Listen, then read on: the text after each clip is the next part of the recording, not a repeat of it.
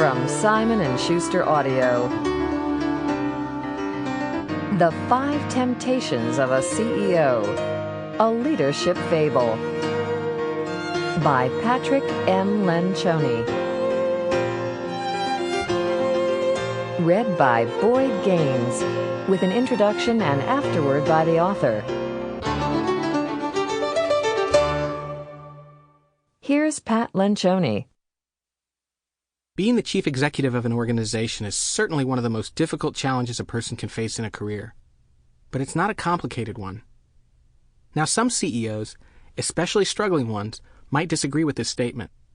They'll probably say that their jobs are riddled with complexities and subtleties that make success impossible to predict.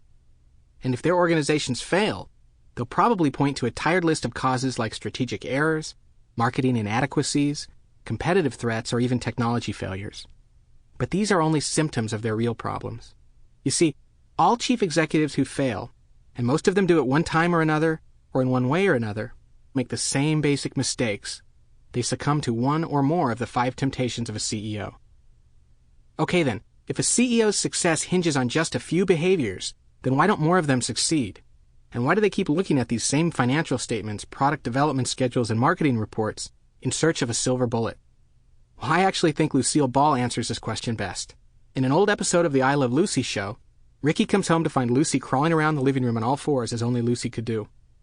When he asks her what she's doing, she explains that she's lost her earrings.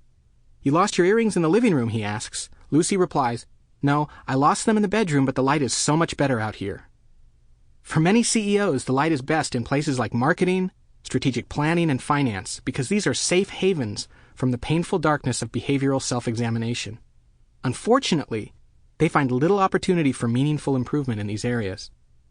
Even relatively progressive CEOs like to stay in the comfort of their living rooms, where they sample management fads and leadership trends in search of relatively painless remedies for their ills. And while some of these remedies may work for a while, they eventually leave executives exposed to the same basic issues that caused their problems in the first place, and which are explored in this program.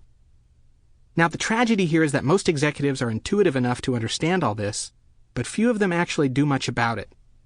Instead, they unconsciously distract themselves and others from their personal leadership issues by getting overly involved in the details of their organizations, often to the point of creating complexity where it shouldn't exist. Essentially, what they're doing is putting the success of their organizations in jeopardy because they're unwilling to face and overcome the 5 temptations of a CEO.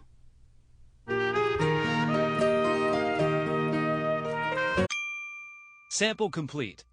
Ready to continue?